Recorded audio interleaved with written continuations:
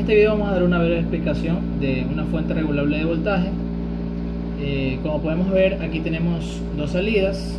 En una de ellas tenemos una fuente regulable de 0 a 12 voltios. Como podemos ver el cambio en el multímetro, voy subiendo hasta 12.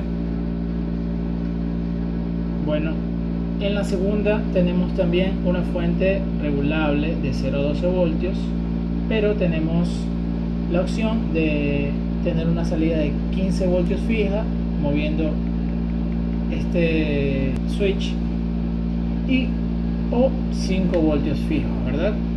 Entonces prácticamente en esta parte de aquí tenemos tres salidas: una regulable de 0 a 12 voltios, los 15 voltios y los 5 voltios. Como podemos ver cómo cambian en el multímetro los voltajes. El regulador de voltaje que controla la primera salida es el que tenemos aquí, es un LM317T, es la numeración de este regulador de voltaje.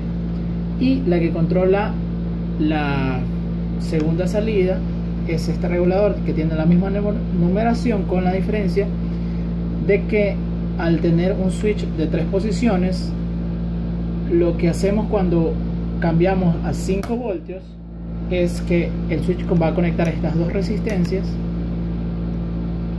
que nos van a dar los 5 voltios, y cuando lo cambiamos de posición conecta el potenciómetro que tenemos aquí, y esto nos va a dar la regulación de 0 a 12 voltios, ¿no? En la posición central el regulador prácticamente sale de funcionamiento, y lo que ve la salida de la fuente es el voltaje que tenemos directamente en la salida del puente rectificador.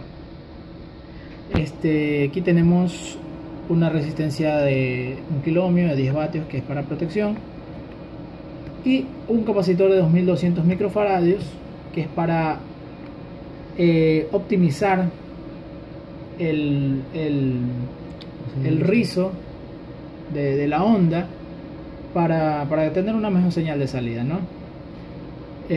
Ya le explicaremos en breve cómo conseguimos este circuito con un diagrama. Como dijo nuestro compañero, ahora vamos a pasar a explicar nuestro diagrama de fuente regulable. Como podemos ver, aquí tenemos un transformador de 120 a 12 voltios conectado con un puente rectificador, y si seguimos el puente rectificador vemos que está conectada una resistencia de 1 kilo ohmios, que puede ser de 5 a 10 vatios. Esto está como protección. Si seguimos, está en paralelo con un capacitor de 2200 microfaradios de 50 a 100 voltios. Y como podemos ver, aquí tenemos una configuración de salida que es para nuestra fuente regulable. Aquí hay una resistencia de 1 kilo ohmio que también sirve como protección a nuestro circuito. Y aquí tenemos nuestro potenciómetro que nos da la salida de voltaje regulable. Como podemos ver, aquí tenemos una configuración de fuente de voltaje también.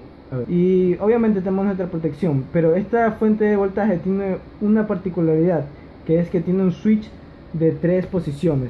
En la primera posición podemos ver dos resistencias en paralelo de 1K, que nos va a entregar un voltaje fijo de 5 voltios. En la posición central vemos que está desconectado, y es lo que nos va a dar 15 voltios fijos, que es el voltaje que nos entrega el rectificador. En la última posición tenemos un potenciómetro de 5 kilo ohmios que nos entregará una fuente variable de 0 a 12 voltios. Ahora les voy a explicar cuál es la función del capacitor. Como podemos ver, aquí tenemos una gráfica de voltaje con respecto al tiempo, que son las ondas que nos entrega el puente rectificador, que es un rectificador de onda completa. Lo que pasa es que aquí todos estos espacios son de voltaje 0.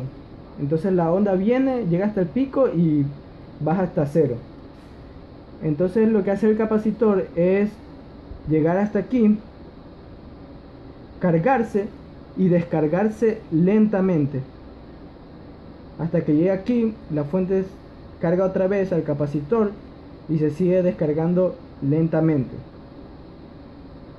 Entonces lo que hace el capacitor es no dejar que la señal de voltaje llegue a cero. Mientras más grande sea nuestro capacitor, mejor será nuestra señal de salida y mucho menos notable será nuestro rizado de señal en la onda. Y podemos graficarlo de esta manera. Como podemos ver en la gráfica, nuestro rizado se asemejará bastante al de un voltaje continuo, un voltaje constante, pero jamás llegará a serlo. Escucha.